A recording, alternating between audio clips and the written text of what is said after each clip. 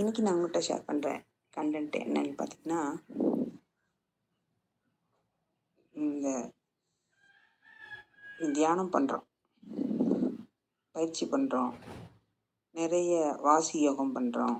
இது மாதிரி ஆன்மீகத்தில் மன அமைதி வேண்டி ஆன்மீகத்தில் முன்னேறதுக்காண்டி பண்ணுறாங்க. அப்புறம் பொதுவாக தியானம் எதுக்கு பண்ணுறாருன்னா, உடல் நோயற்ற வாழ்வு தன்மைக்கும் ஒரு ஆரோக்கியமாக இருக்கிறதுக்கும் மன அமைதிக்காண்டியும்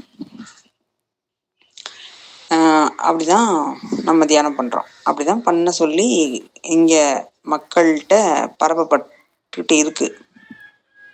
இதில் என்னோட அனுபவம் என்னன்னு கேட்டிங்கன்னா, அப்படி எதுவும் இல்லை. நீங்கள் ஒருவேளை நான் பயிற்சி பண்ணேன், ஆனால் நான் பயிற்சி பண்ணினேன். அதே மாதிரி நான் மந்திரங்கள் நிறைய சொல்லியிருக்கேன், பூஜைகள் நிறைய பண்ணியிருக்கேன். பூஜைகள் நிறைய பண்ணியிருக்கேங்கிறது வந்து என்னென்னா, இந்த எப்படி நம்ம இந்த பிக்னிக் டூர் போவோம்ல, அது மாதிரி தொடர்ந்தெல்லாம் இல்லை, அடிக்கடியும் இல்லை. ஒரு இயர்லி ஒன்ஸ் தானே நம்ம வந்து ஏதாவது போவோம், இல்லை ஸ்கூலில் ஏதாவது பிக்னிக் எப்போது கூப்பிட்டு போவாங்களா, அது மாதிரி தானே. இந்த மாதிரி தான் ஒரு காலகட்டம் பிரித்து என்ன அதுவே கொஞ்ச நாள் மந்திரம், கொஞ்ச நாள் தியானம், கொஞ்ச நாள் வந்து ஆன்மீக ஸ்தலங்கள், கொஞ்ச நாள் வந்து பக்தியில் உச்சம் மாறுது, அதோட கரைஞ்சி போகிறது, கொஞ்ச நாள் வந்து சுத்தமாக எதுவுமே இல்லாமல் இருக்கிறது.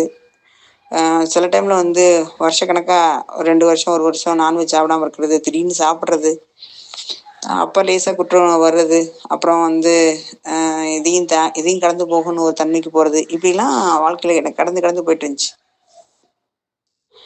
இதில் முக்கியமாக சொல்கிறது என்னன்னு கேட்டிங்கன்னா, என்னோட பிறந்த வீட்லேயும் சரி, என்னோட கல்யாணம் பண்ண வீட்லேயும் சரி, வாழ்க்கையில் என்னைய வச்சு செஞ்சிருச்சுன்னு தான் சொல்லணும்.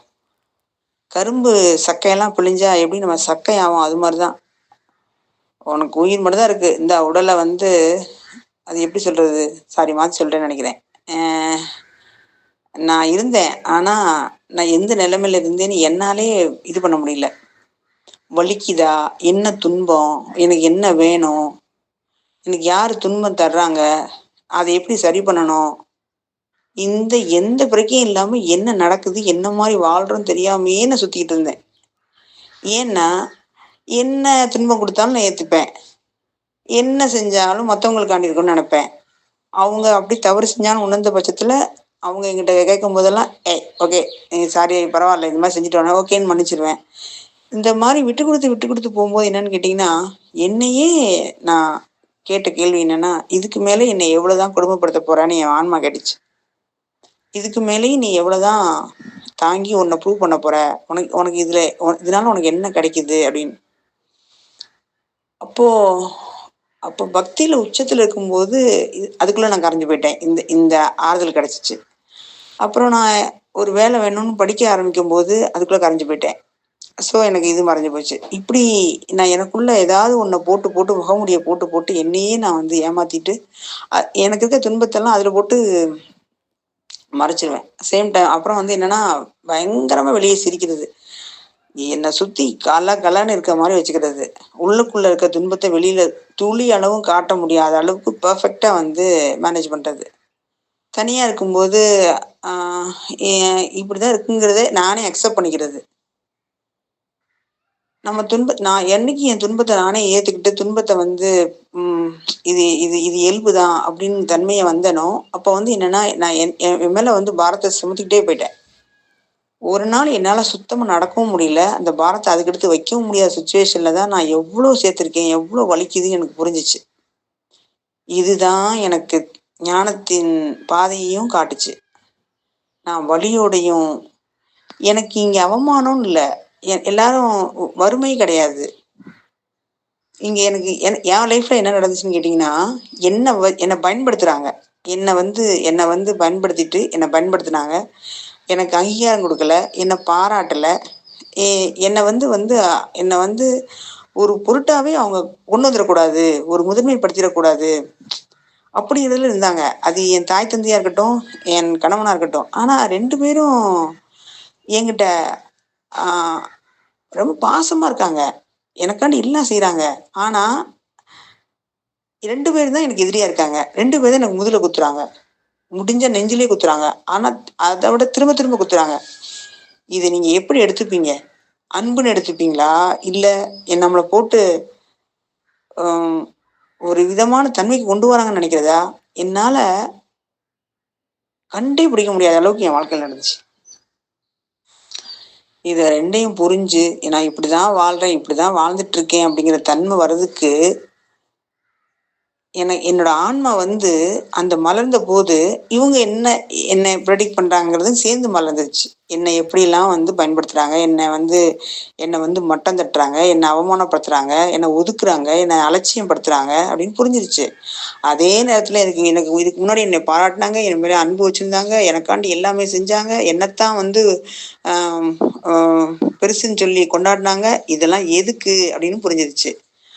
அவங்க காரியத்துக்காண்டி, அவங்களோட சுயநலத்துக்கு என்ன பயன்படுத்துறதுக்காண்டி, என் நேரத்த முழுமையா அவங்க எடுத்துக்கிட்டு, அவங்க அ ஒரு பொழுதுபோக்காண்டி வாழ்றதுக்கு அவங்க வேலைக்கு உள்ள நிலைக்கு என்ன பயன்படுத்தியிருக்காங்கங்கிறத வந்து புரிஞ்சுக்கிறதுக்கே எனக்கு 45 வருஷம் ஆச்சு.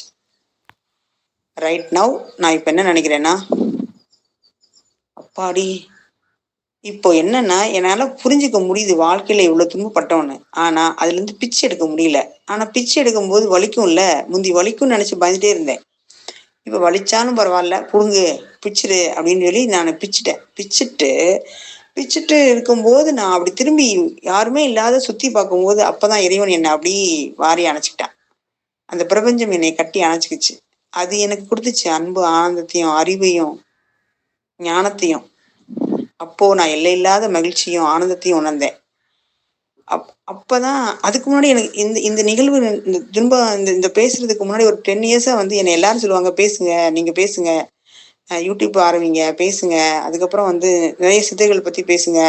எங்ககிட்ட பேசுறீங்களே, இதெல்லாம் நீங்க யூடியூப்ல பேசுங்கன்னு ரொம்ப வருஷமா சொல்லுவாங்க. 10 வருஷமா ஸ்டார்ட் பண்ண ஆரம்பிச்சு கடைசி 5 வருஷம் ரொம்ப பேர் சொல்லிட்டாங்க. பொதுவா எனக்கு நீங்க அட்லீஸ்ட் ஜாதகமாவது பார்த்து சொல்லுங்க.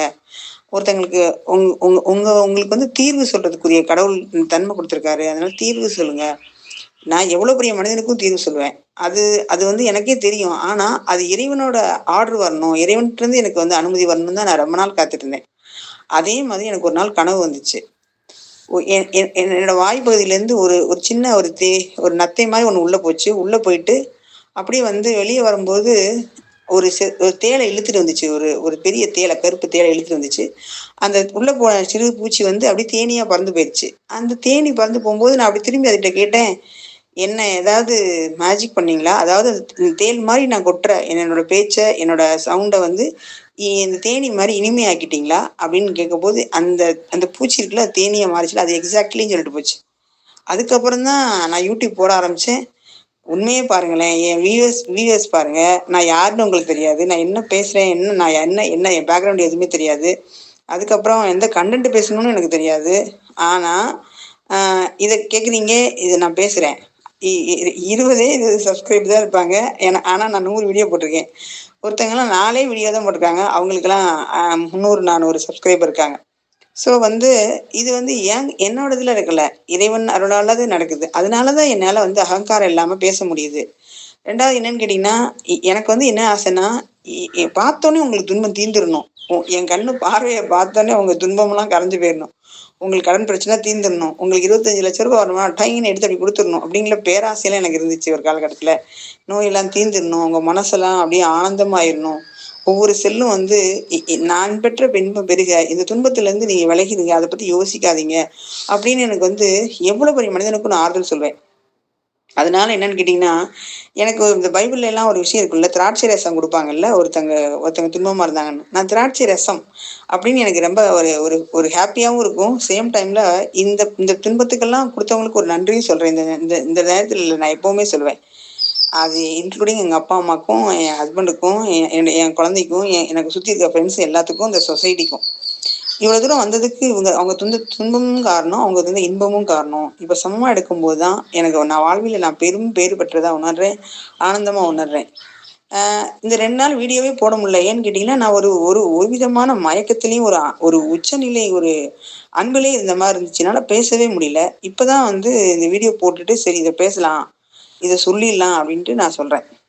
ஸோ இது வந்து எந்த மாதிரி பேசணும், எந்த மாதிரி வீடியோ யோசிக்கணும்னு நானும் யோசிச்சுட்டு, என் உள்ளுணர்வு சொல்படி எந்த மாதிரி வாழ்க்கையில எனக்கு தோணுதோ அதை தான் சொல்ல